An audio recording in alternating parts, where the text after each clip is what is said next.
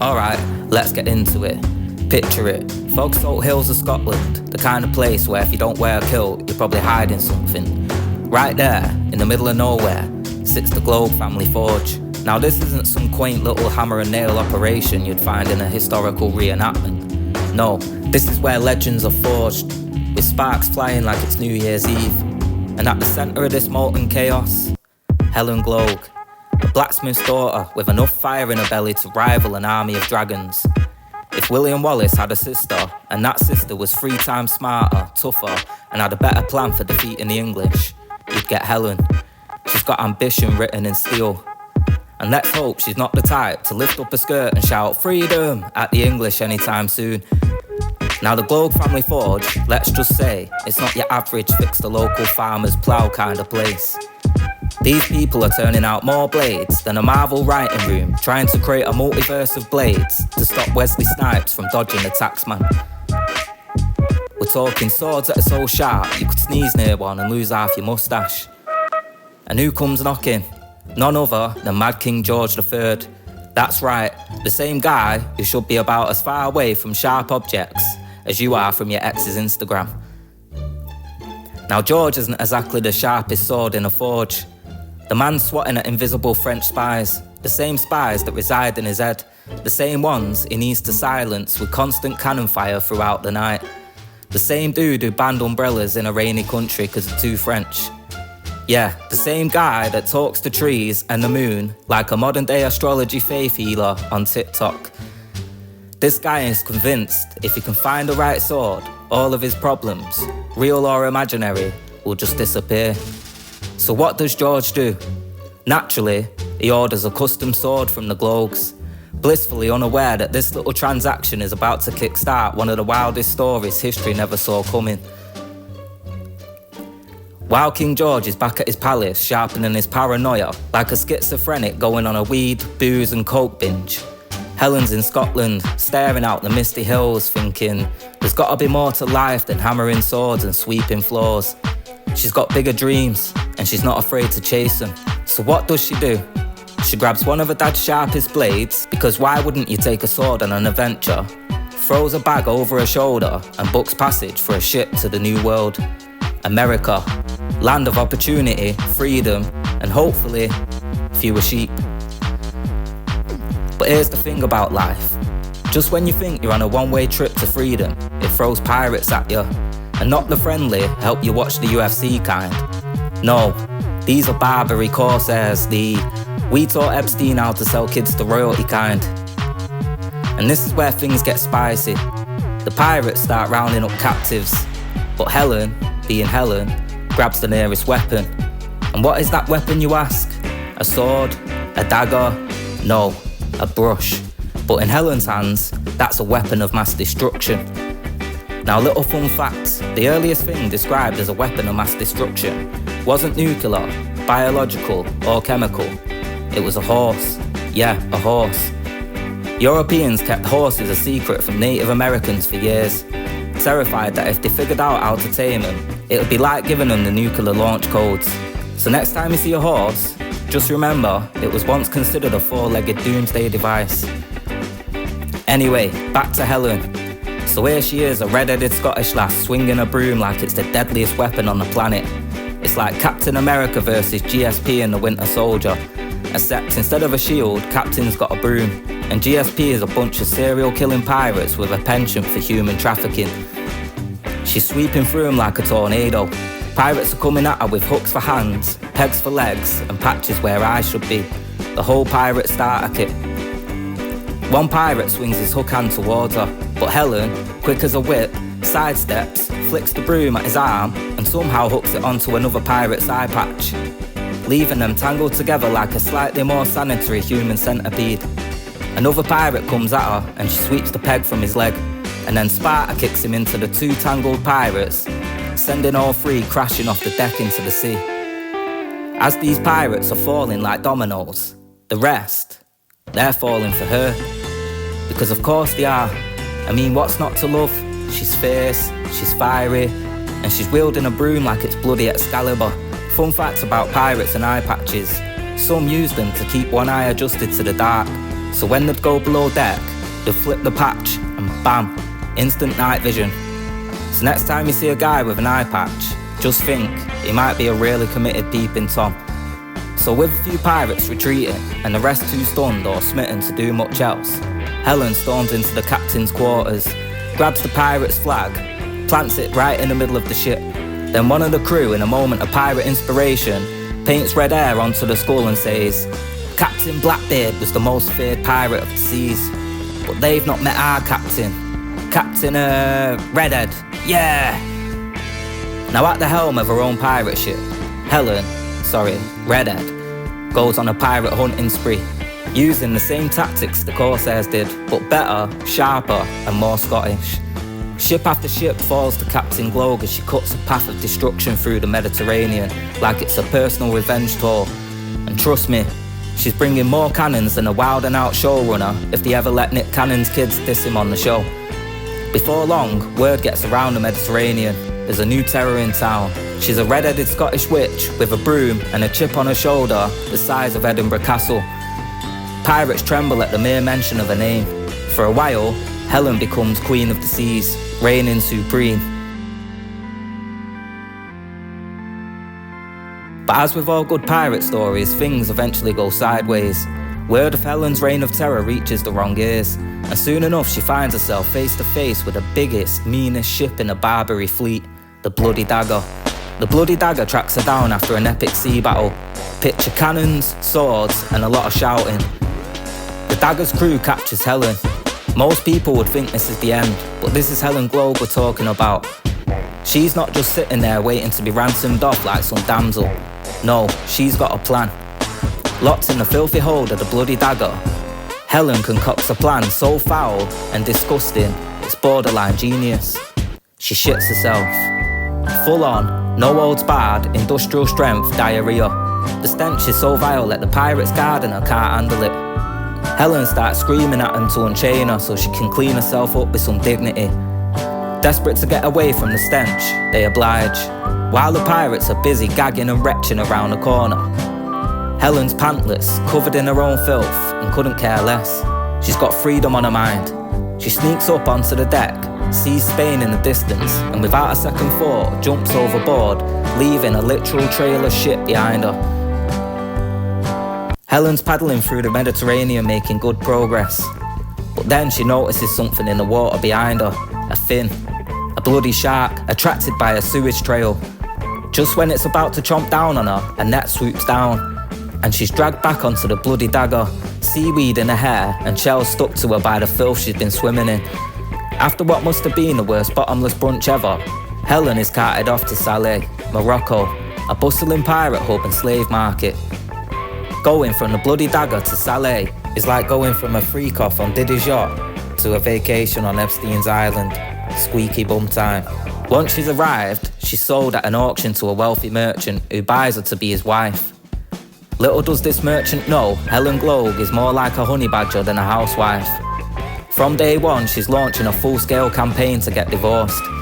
She shaves her hair into a weird ginger mullet, stops bathing, and lets her body hair grow out, which creates a unique scent that could knock out a horse. Every meal she makes is laced with senna, black cumin, and turmeric, which ensures that every night the couple spend together ends in both of them literally shitting the bed. Reverting back to old tactics. After weeks of living with this disaster, the merchant's had enough. He gives Helen back to the slave market for free, literally washing his hands of her. But then, word of Helen's escapades reaches the Sultan of Morocco, Sidi Mohammed. Intrigued by the sheer audacity of this woman, he buys her. Because a pale red-headed Scottish woman in Morocco is basically the human equivalent of a shiny Pokemon card. He's got to catch them all. Helen wastes no time. She immediately starts planning escape attempts. She's scaling palace walls, sneaking past guards and disappearing into the night like some kind of Scottish Houdini. It gets so bad that the palace guards start placing bets on what time each night she'll make her escape. After a string of chaotic breakouts, the Sultan realises that Helen isn't just another captive, she's a force of nature. And instead of trying to break her, he decides to use her. He's got a problem with a British warship lurking too close to Moroccan waters, and he needs someone unpredictable to take care of it.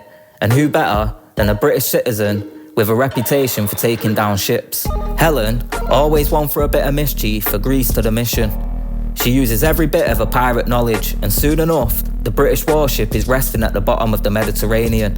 The Sultan's thrilled, thinking he's just pulled one over on the British Empire. But here's where it takes a turn. Word of that British sunk ship gets back to King George III, and as you might expect, it completely goes off the deep end. No more letters, no more diplomacy. George grabs his sword, yeah, the same sword the Gloag family forged for him, and hops on to the next ship to Morocco, frothing at the mouth and likely still chatting with his favourite houseplants. He's coming for vengeance. So here we are, Helen's chilling in Morocco with the Sultan having just sunk a British warship, and now a former king is sailing straight for her, sword raised, ready for a showdown. George burst into the Sultan's court like a madman, a sword in one hand, paranoia in the other, demanding answers. The Sultan, cool as ever, just smiles and offers him tea, acting like the whole thing is just one big misunderstanding. Meanwhile, Helen is doing her best to blend into the background, using a parasol to hide her face from the king. And in a moment of rare genius, she reverts back to type. She decides to shit herself. No, I'm only joking. But King George's Frenchy senses are tingling. He pauses mid-rant, points his sword at the parasol and says, "Who's that hiding behind that French contraption? A spy? Show yourself." And suddenly, everything clicks in George's frazzled mind. Helen Gloag, the blacksmith's daughter from Scotland, the same one whose family forged his sword, is standing right in front of him dressed in Moroccan finery, advising this Sultan. You can almost hear the sound of his brain short-circuiting. George starts spiralling even further. He's losing it quicker than he lost the American colonies. He's convinced she's a witch. She's used some dark magic to steal his power, infect his sword and fill his brain with French spies. But before George can completely unravel, Helen's worked out how the Sultan's been playing her against her own people. Furious, she storms into the palace chambers and confronts the Sultan, demanding answers. The Sultan doesn't even deny it. Redhead's caught him red-handed. In a moment of desperation, the Sultan does what any sensible man would do in this situation. He proposes. Because what else would you do when a fiery Scottish woman's threatening to bring down your entire operation? Now Helen's faced with a serious choice. On one hand, she's been used, betrayed and manipulated in a political chess game she didn't even know she was part of. And on the other hand, marrying the Sultan would make her Queen of Morocco. That's right, a blacksmith's daughter from Scotland could end up sitting on an actual throne, with real power in her hands. It's a no-brainer. Helen says yeah. And not because she's in love or anything daft like that. No, she's choosing the path that gives her the most control. And from that moment on, she's no longer just a pawn in someone else's game. She's running the show. She even manages to calm King George down, brewing him some chamomile tea and patiently explaining that no, she's not a witch, just a woman who got kidnapped on her way to America. George, now slightly less mad, but still clutching his sword, leaves Morocco with his tail between his legs, sword in hand, and a talking tree on his shoulder. Naturally, Helen marries the Sultan, but don't get it twisted. She's not just sitting on a throne eating grapes and sipping tea all day. Nah, Helen's now the Sultan's top diplomat. She's negotiating with pirates, handling palace politics, and managing Morocco's delicate diplomatic relations with Europe. And as for King George, well, he's back in England. Still not entirely sure what's real anymore, but probably having long conversations with his houseplants, wondering how a Scottish blacksmith's daughter ended up outsmarting him, the British Empire, and a Sultan all at once. And that, my friend, is the legend of Helen Gloag, a woman who went from hammering steel in the fog-soaked hills of Scotland to ruling as the Queen of Morocco. She handled kings and pirates with the same ease she once swung a broom, proving that sometimes the most unlikely people end up running the world. It's a story so wild, even King George couldn't have made it up. Now here's the thing, I've got to be honest, most of that story, yeah, it was a bit of a laugh. I made it up. You see, I stumbled across some family lore when I was researching my ancestry. A few tales here and there about the Gloags being renowned blacksmiths, crafting swords for royalty. But when I went digging, I couldn't find much, so I decided to have a little bit of fun. But here's where it gets interesting. The real Helen Gloag might not have fought pirates with a broom or shat herself to escape, but the actual story is still a wild ride. So let's strip away the fiction and get into the facts. Helen Gloag was born in 1750 in Perthshire, Scotland. Daughter of a blacksmith, her early life was expected to follow a simple plan. Help out at the forge, maybe get married to a local farmer and live out the rest of her days in the quiet hills of Scotland. But that's not Helen. She wanted more. She dreamed of more. In 1769, at just 19 years old... No, I'm not gonna write you 3 verses and a hook just to get your creative juices flowing. Fuck off. Sorry about that. It's just that if you say the numbers 17, 69, and then the words 19 years old, all within a few seconds of each other, a clone of Drake will appear asking you to write diss songs about Kendrick Lamar. Anyway, Helen saw a chance. She boarded a ship bound for the New World, hoping to find freedom and a fresh start in America. But fate had other plans. A ship was intercepted by Barbary corsairs, North African pirates infamous for kidnapping Europeans and selling them into slavery. And yeah, I know, this is starting to sound like the original story, but trust me, this bit's real. Helen was taken prisoner and brought to Salé, Morocco, a notorious pirate hub. Like many others, she was sold at auction, her dreams of freedom shattered. But unlike most captives, Helen's story was about to take a very different turn. While standing on the auction block, she caught the eye of Sultan Sidi Mohammed bin Abdallah. Now that was a mouthful. One of the most powerful rulers in North Africa. He didn't just see another European captive, he saw potential. So he purchased her, but not as a slave for labour, but as a concubine for his palace. Now this is where things really take off. Helen didn't just accept her fate. She wasn't content to fade into the background. Over time, she rose through the ranks, thanks to her wit, intelligence, and sheer determination. She became one of the Sultan's most trusted advisors, involved in diplomatic negotiations and even helping to broker the release of European captives. But like all stories of power, this one has its dark side. In 1790, Sultan Sidi Mohammed died, and with him went the balance of power that kept Helen safe. His eldest son, Yazid, took the throne, and he was nothing like his father. Yazid was a ruthless tyrant, paranoid and cruel. And Helen, who had given birth to children with the late Sultan, was now seen as a threat. In Yazid's eyes, her children were potential rivals to his rule, so he ordered their execution. Helen, who had survived so much, was shattered. With all of her children dead and her influence gone, Helen's rise to power came crashing down. Yazid cast her aside, erasing any trace of his father's dealings with foreigners. Helen, once one of the most powerful women in Morocco, faded into obscurity. What happened after that remains unclear.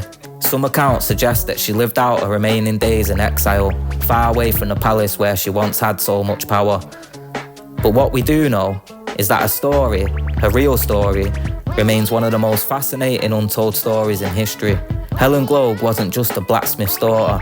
She was a woman who defied the odds, rose to unimaginable heights, and navigated a world that was set up to crush her. A tale is a blend of triumph, tragedy, and intrigue. A reminder that sometimes the most extraordinary stories come from the most unlikely places. So there you have it, the real story of Helen Gloag. Not quite as flashy as pirate battles and broom fights, but still an absolute banger of a tale.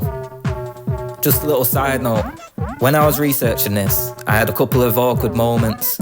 I've discovered at least 3-4 erotic novels about Helen Gloag. So in research, I had to check them out. So part of me wants to know if I'm one of the only people in history that had to read an erotic novel about one of the great ancestors. I don't know. Anyway, if you like this video, check out a podcast I do with my friend called Sidewalk Close. The podcast is called Side Boob. That's spelled SYDEBOOB. Check us out on most streaming platforms. That's YouTube, Rumble, Twitter, and you can find us pretty much anywhere. And if you got this far, I just want to say thanks for watching the video. This is a new channel, so I'm not entirely sure what route this channel is going to take. So give me some ideas in the comments. Let me know what type of stuff you'd like me to do next. And as always, don't forget to like and subscribe. See you in a bit.